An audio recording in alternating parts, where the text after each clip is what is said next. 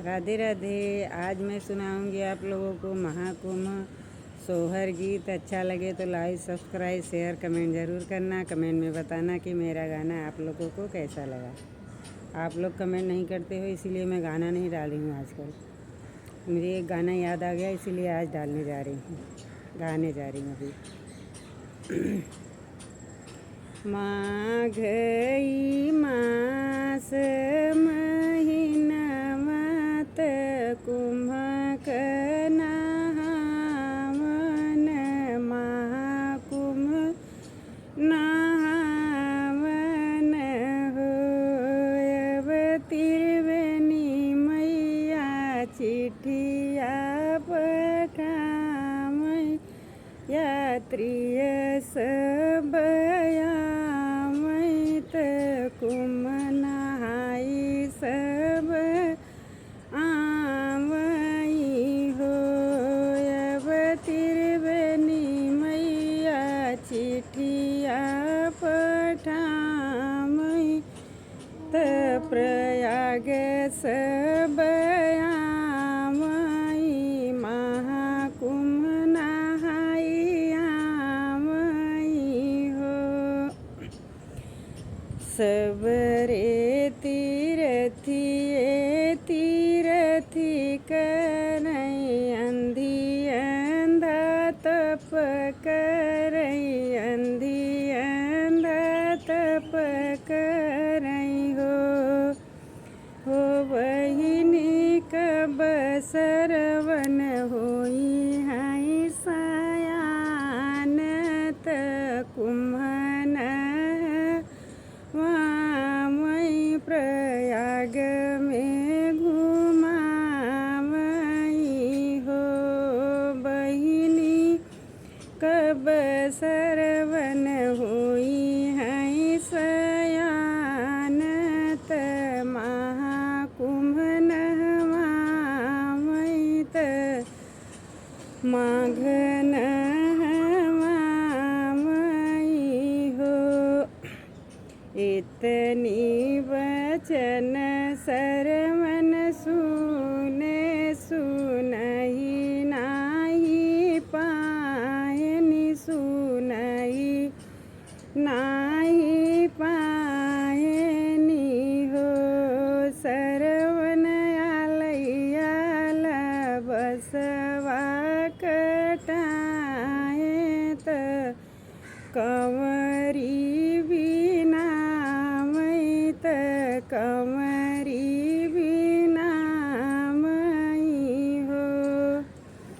एक ओरी लिहे अंधी मैया दूसरे अंधा बाबा दूसरे अंधा बाबा हो सरवन बिचवा में कनिया गामैत कुम्भ नहावै चले तीरथी करावै चले हो सरवन बिचवा में कनिया लगामैत कुम्भ नहावै चले तीरथी करावै चले हो। एक बन गईले दूसरे बन अबरऊ तीसरे बने अबरऊ तीसरे बने हो बेटा लगी गई पियासी बड़ी जोरत पनिया पियावत पनिया पियावऊ हो बेटा लगी गई पियासी बड़ी जोरत पनिया पियावत पनिया पियावऊ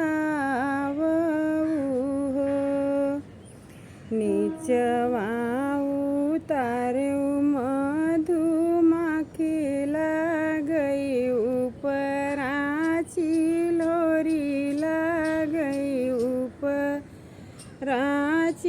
लोरी लागई हो मैया कहवा उतार्यु आपने कामरित पनिया पियायौ तपनिया पियायौ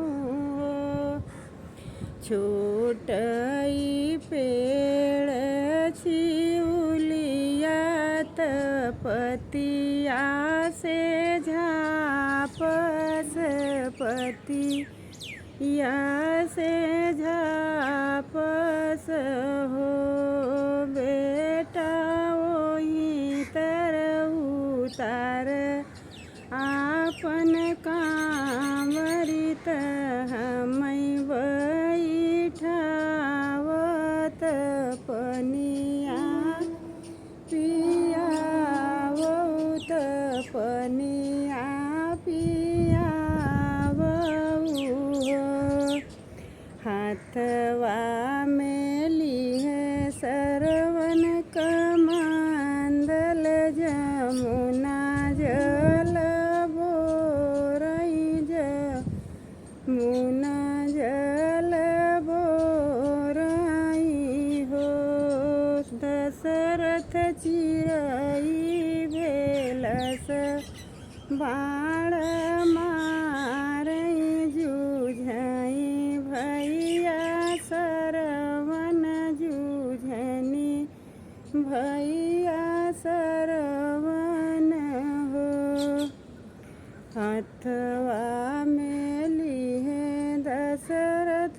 कमंडल तपनिया पियावै चले पनिया पियावै चले हो दशरथ मातई माता वो लामई मातई नाही बोलई मातई नाही बोलई हो दशरथ कहाँ गए सरवन हमार तू पानी लई के आय तू पानी लई के आए हो दशरथ कहाँ गए सरवन हमार तू पानी लई के आय तू पानी लई के आय हो चिरई भेलस बाण मार्यौ जूझई भैया दशरथ जूझई भैया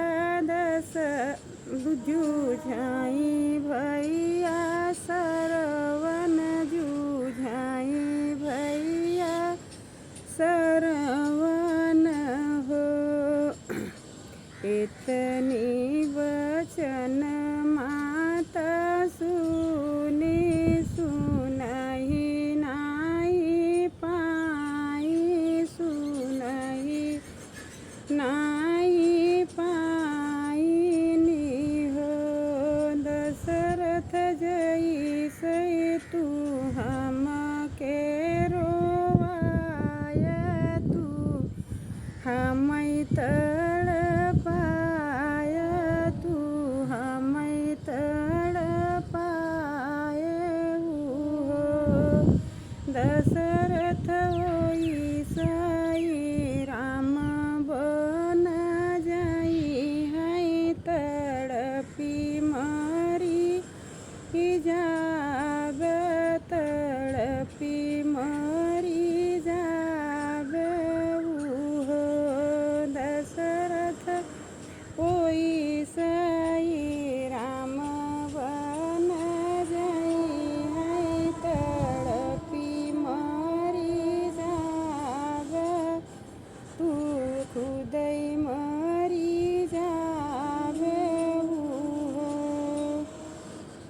आप लोग को मेरा गाना कैसा लगा कमेंट में ज़रूर बताना।